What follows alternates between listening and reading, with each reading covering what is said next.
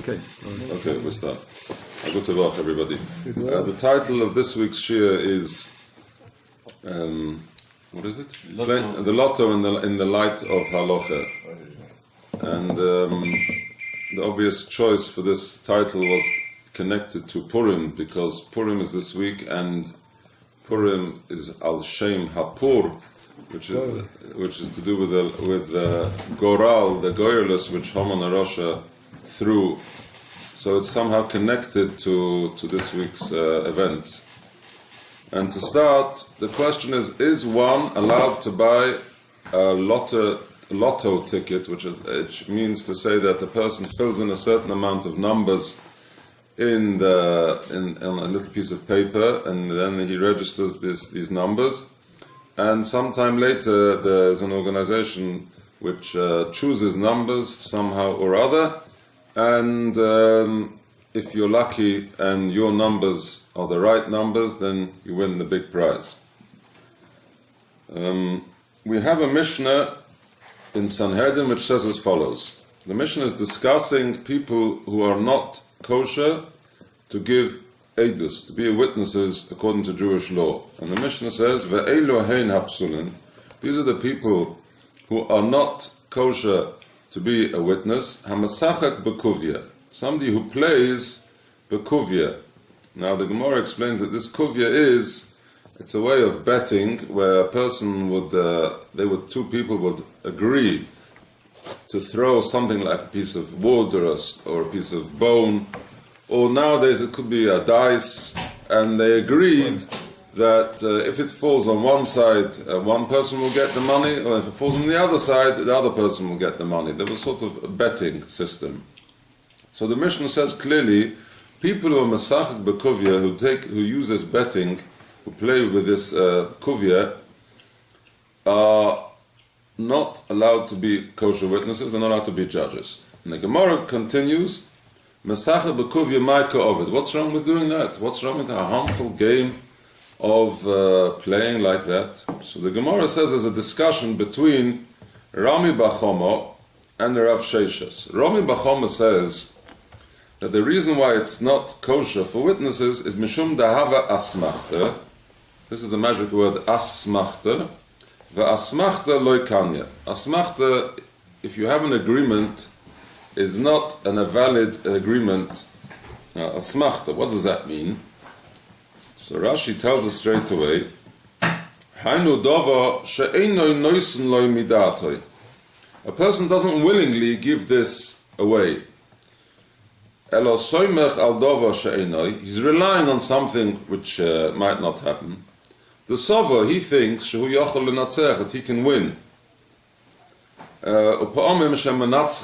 Sometimes he loses. So Rashi tells us that the problem with asmachta is that you have an agreement where you hope one thing, you hope you're going to win the bet, and sometimes you lose. And therefore the person who agreed to pay, if I make a bet with you and I say if it falls on a 6, I'll pay you $100, and it falls on a 5, and I lose, I'm not really happy to pay you. It's just something which I hoped wouldn't happen. And therefore, my word to you, that I will pay you if it doesn't fall on the 6, or whatever the agreement may be, is not something which is binding upon me. And similarly, if I would win, you wouldn't have to pay me either. And if, nevertheless, you pay, the person who's taking the money is taking it against the real free will of the person who's giving it. It's not like actually so far as putting your hand into somebody's pocket and picking out his wallet. That's definitely gezela. But this is something like gezela, because the agreement between the two parties is not actually a true binding agreement, and therefore if somebody constantly plays like that, he is going against the Torah of stealing, and therefore a person who steals is posel for edus. That's the idea of Rami Bachomo to explain the Mishnah. Rav Sheshes, however, says no. That cannot be the reason why a person should be posel for edus, should be annulled from being a kosher witness. He says, Kol ki hai gavna lav asmachtahi. That sort of game is not considered to be the problem of asmachta.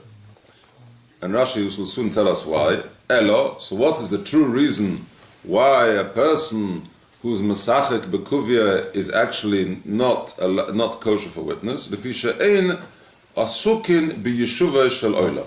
Because he's not, it's talking about somebody who constantly spends and wastes his time with this sort of sport, and he's not actually somebody who's being used to behaving like the normal way of behavior. Normal way of behavior is a person should go to work, and since this person spending his time playing cards or dice or whatever it may be, he's not a person who's oisik with the forthcomingness of the world. He's not doing anything for the world in general, and therefore he's somebody who doesn't take life seriously, because otherwise he would be an honest working person. And since he doesn't do that, we cannot trust him when it comes to giving witness that we can't trust him that he'll tell the truth always. We're worried that for a few pennies he might say false witness, because he's not somebody who takes the whole idea of the world system, the world going in a certain way. He doesn't take that seriously,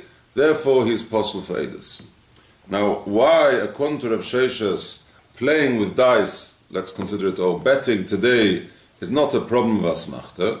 Why isn't it? At the end of the day, the person is not really willingly giving his money away. He's only giving his money away because he lost, but in preference he would definitely prefer to win. So Rashi explains us, that is not a asmachta. What is considered a asmachta is somebody who accepts upon himself to do a certain work. In the olden days, maybe nowadays as well, the time of the Gemara, there was an agreement. The person had a field, and he would, like, as it were, rent it out to somebody else to work the field. And he said to the person, you work in my field, and we share a certain way the profits. It's called an ores. You take the field, I get 30%, 40%, 50%, according to our agreement. And the person who takes the field and accepts upon himself to work, he says that if I don't work, if I decide to go on holiday, and I leave the field just fallow and I don't work it, I will pay you full money. He said, I'll pay you a large amount of money. So the worker who accepts upon himself to be the manager of the field and to work it and to bring the profit the way he should do, says, if I don't keep my word, I'll pay you a large amount of money, much more than he really would have come out of the field itself. That is an asmachta. Person is exaggerating. He says, if I don't work, I'll pay you 10 times the amount of what usually will come out of the field.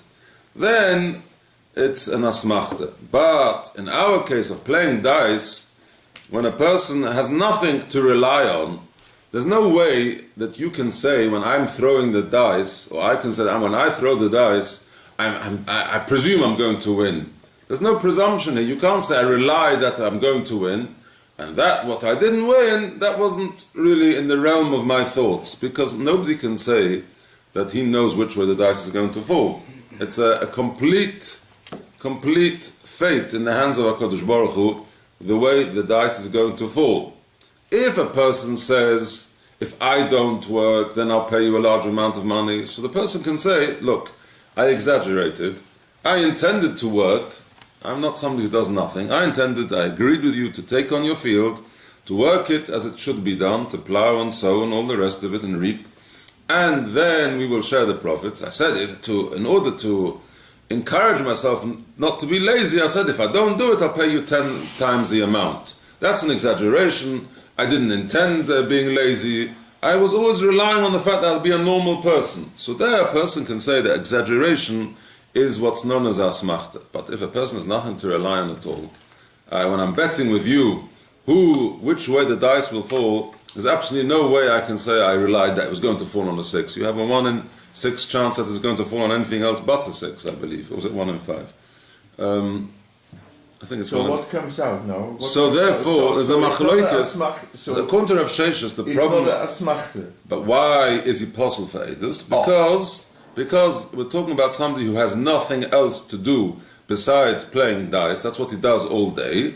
So since he's a person who's not being oisik b'yeshuvah shalonim, he's not somebody who's doing anything positive for society, he doesn't take life seriously, and therefore we cannot... Sorry? He takes things lightly. That's correct. He's not serious about things. So therefore we could not rely on him being serious when it comes to giving witness in court as well. Okay, so now we have two reasons why Masachet B'Kuvi is possible le'edus. According to Romi Bachoma, that there's a problem of gezela involved. That the asmachta is loikone, a person who agrees to pay if the dice does not fall on 6, he's not willingly paying, and there's a problem of people of gezela, of stealing involved. According to Romi Bachoma, even if the person is a regular worker, he has a full day's job, and he works like a good human being should do, and he's giving something towards society, and he plays cards, he's still being over the issa of gezela. That is something which is also nevertheless, because he's stealing. If he takes the other person's money, the other person is not giving it to him willingly. He's not giving it to him willingly. The person who's taking the money is going against the Torah and is being over the issa of gezela, and therefore he's not allowed to do it. He's not kosher for edus. According to Rav Sheshes, if he's got something else to do and he's a normal human being, productive to society, in that case, if he has an occasional bet, there's nothing wrong with it at all. There's no difference when you go on dice. If it's the 1 to 3, I get. If it's 4 to 6, which everyone knows it's a 50-50. And there's no difference between that and you say, Schmahl will give to the share, otherwise I give you $1,000 because you're so sure, and then you apparently you're missing some information. There's no difference in practice because dice, it's. Well, that's the machlokas Romi Bachoma, Rav Sheshes. If that's considered an asmachta, when is it considered an asmachta? What goes into the borders of an asmachta? According to Romi Bachoma, any chance is anything when you take a chance and you hope to win and you might lose, then that's already a problem of asmachta. According to Rav Sheshes, it's only when you make an exaggeration about if I don't do something which you don't intend doing anyway, you don't intend being silly and not planting the field, so then you can say you exaggerate it. It's a problem only for the winner or also for the loser?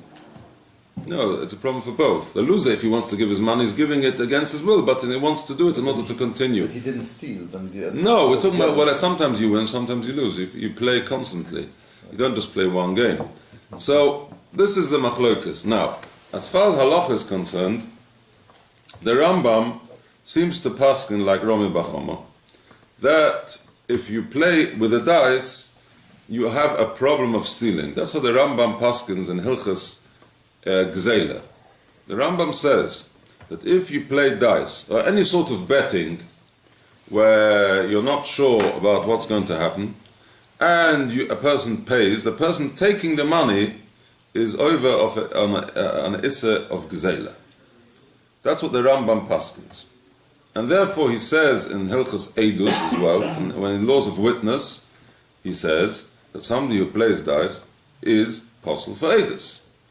The Ramah, however, Ramosh Islis, who the Ashkenazic world took upon themselves to listen to his psokim, does not paskin like Romi Bachoma. He brings many halachic authorities, like Tosfos and others, who are of the opinion that we do not paskin like Romi Bachoma, and we do not say that betting and playing in the lotto is a problem of asmachta, and asmachta is something else completely.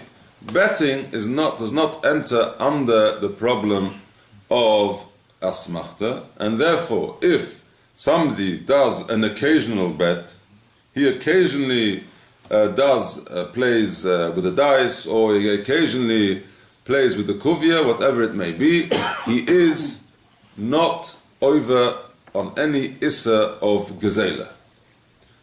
When will a person be possible for witness? When will a person not be a kosher witness? If, according to the Ramah, he spends most of his life, most of his time betting, and he has no other serious source of income where he works for, then he's possible for Eidus. He's nevertheless possible for Eidus because he's not Oisik B'Yeshuva Shel Olam. If we're worried, if we're discussing whether he's allowed to play dice or not allowed to play dice, according to the Ramah, there's nothing wrong whatsoever with playing dice, and as far as we're concerned, filling in the lotto and hoping that you have a one in I don't know how many tens of millions of chances of winning. Only one, you only have one in tens of millions of chances of winning. Very, very little chance of winning.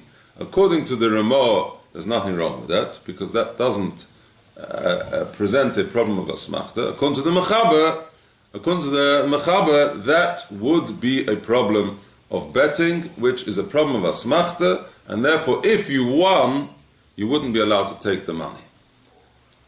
That's what Rabbi Ovadia Yosef in his Truvas Yabia Omer in the 7th Chelek Zayin, I think it's Simon Vov, says La Halacha. He was asked in Eretz Yisrael, is one allowed to play in Eretz Yisrael? And it's called the Pious, the lottery, where people fill in the 6 numbers on the I don't know how many there are on the square. Rabbi Ovadia says that Sfardim are not allowed to do it. Ashkenazim can do it, but it shouldn't be done either, because it's betting, and betting is not a good thing. You see people very often, they spend their money, they stand at scratch cards and all these sort of things, and they get very, very deeply involved, and it's not a healthy... I didn't understand. He says you're not allowed to... He says the Sfardim who've accepted upon themselves the Rambam and the Mechaber of the Shulchan Aruch, they are not allowed to play. That means if they filled in 6 or 7 numbers, however many was, and their number came up, they wouldn't be allowed to take the money. That's what the Rabbi Ovadia Yosef paskin. The same applies to a lottery. You can win a car or something. If you buy one lottery and with a number, and if this number comes out, right. so here also in there is a question which is similar. When you're talking about hagralot lotteries, it's not the same lottery as that, but it's you buy a raffle ticket. It's called raffle ticket. There are some people who say, and I heard it from the son of Rabbi Ovadia Yosef recently. He told me that if the idea of selling the raffle tickets is for tzedakah, the money really is going for charity. In order to encourage people to buy, they say you can win a prize for 2 people to go to New York. That's the first prize. The second prize is it's for 3 people to go to New York. That's what they used to say occasionally, not about New York, about a different town. Since their idea is giving tzedakah, and the person who's buying the ticket really intends giving charity, there's nothing wrong with giving charity. But he gives more. That's because he has a slight hope, but really the real reason is because the real true. If you study the person who's given for tzedakah, he hopes, he's encouraged. Yeah, he would give €3. Now the lot costs 5, so he gives 5. So right. €2. Why wouldn't the winning part belong to tzedakah? Again, if you give the money... You invest in tzedakah and you get back something, why shouldn't this be tzedakah money? The question is, the person's allowed to take the prize. That's the question. Right. Why shouldn't it be tzedakah? So according to Rabbi Ovadia Yosef, according to the son of Rabbi Ovadia Yosef, that is permitted, because he says that when people giving tzedakah, the fact that you can win a prize is not the real reason why they're buying it. So therefore, Rabbi Avraham Yosef told me that although his father writes in Yabia Omer that a Sephardi is not allowed to just enter the lotto with just numbers and there's no tzedakah whatsoever, it's not an idea, it's not of tzedakah, that is also for a Sephardi. Nevertheless, buying raffle tickets for tzedakah is permitted, because the person who's giving the money is giving it mainly for tzedakah, although he hopes possibly to have a chance of winning. But the real idea of why he's giving it is because he wants to give tzedakah. So therefore, Maybe the price is not coming from the money of tzedakah. Usually, it's other external people. Sometimes they have people give the presents. The cost for the people raising the money. They don't make a big dinner on which they have to spend. They give money back. He donates for whoever's the money. No. He donates. Very rarely a guy will give a car and will still give money. He will give a prize and still money. He says, you go to the shops here, I'm collecting tzedakah for this, okay, I'll give you a toy. So that toy is part of his charity donation. No, that's not a problem. So let's clarify the issue. How does it become holy? How does it become tzedakah? Because you want it? You gave tzedakah money, you gave from your master to get that, And what you get back... That's another problem. There's another problem if you buy the raffle ticket from Stocker and you win, if you're allowed... so the poskim say that you should give that extra money, the amount of the... Yes, and I was told that it's not soccer money. Because it's given out on this assumption that this is not soccer. Even so, logically, it looks like it should be soccer. All right. That's not the thing here. So let's examine, according to the poskim or Rabbi Yosef, who says that you're not allowed to buy a lottery ticket. Let's understand whose money, if I win, whose money am I taking as gezela? Whose money am I taking? What is the problem? If I bet against you, so if it's me against you, so when I take your money because I win the dice, so I'm taking your money against your will. When I'm playing, there's, let's say, 1 million people who fill in the lottery. And this money goes to a company, which in Eretz Yisrael is called the Pious, which is an organization. Here maybe it's government controlled, maybe it's a government organization, and I win. So the question we have to think about is whose money am I taking against the person's will? But it's the same. Because you have an organization, they give out 1 million lots, let's say they take in 1 million, they have the people working, it costs them 100,000, so they have 900,000 left. They give back through for the winners another 200,000. So at the end of the day, that organization has got 700,000. But all that 700,000, the 300,000 that they gave out, say as wages and say as prizes, was in the end of the day brought together by the 1 million buyers of the lot. That's correct. So the problem is as follows. So you're saying as follows. That's correct. That the person who gives the prize, he's making profit on it.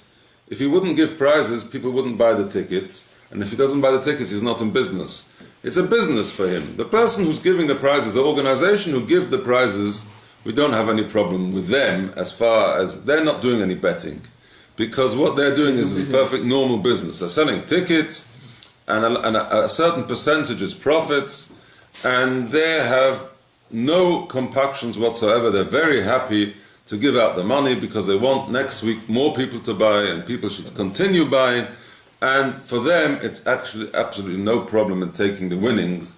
They're happy to give it out. So there's no problem of gezel. The only possibility which arises is that the prize money which I'm taking is from, as you say, from from another few 100,000 people who bought the tickets, and they are not willingly giving me their money because they hoped to get my money, and now I'm taking their money.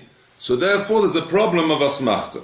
That's what it seems, according to Rabbi Yosef, to be the problem of betting. I'm betting not against the company who's organizing the lotto. I'm betting against all the other people who are also buying tickets. That I say, if my numbers come up, then I take your money.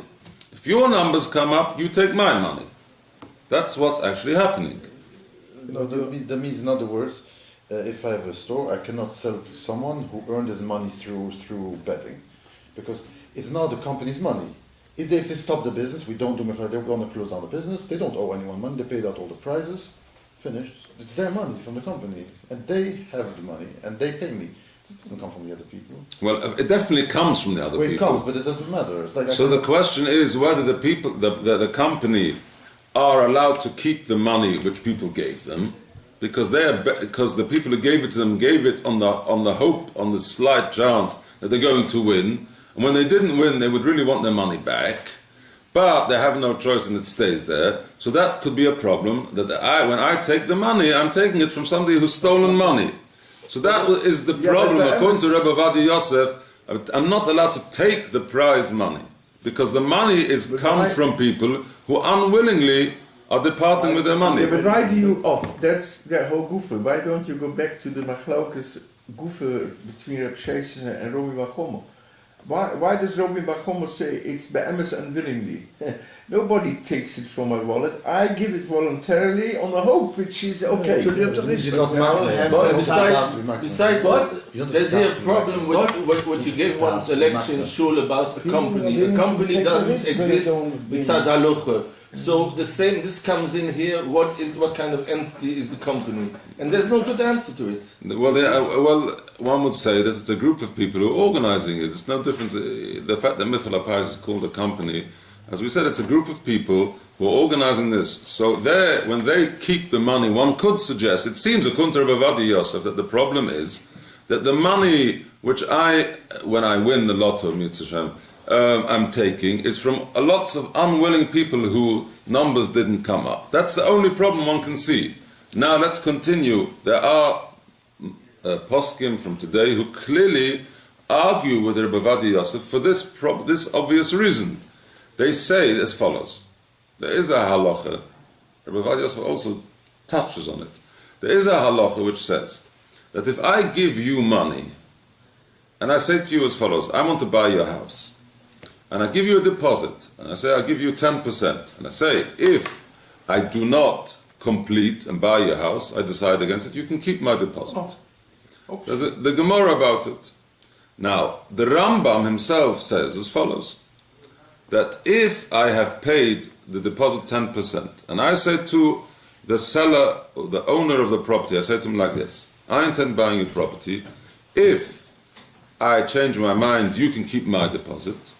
On the other hand, if you, the owner of the property, change your mind and you do not wish to sell it to me, you'll have to give me my 10% deposit plus another 10%. Okay. So it should be fair. If I am prepared to lose my 10%, you should definitely be prepared to lose your 10%.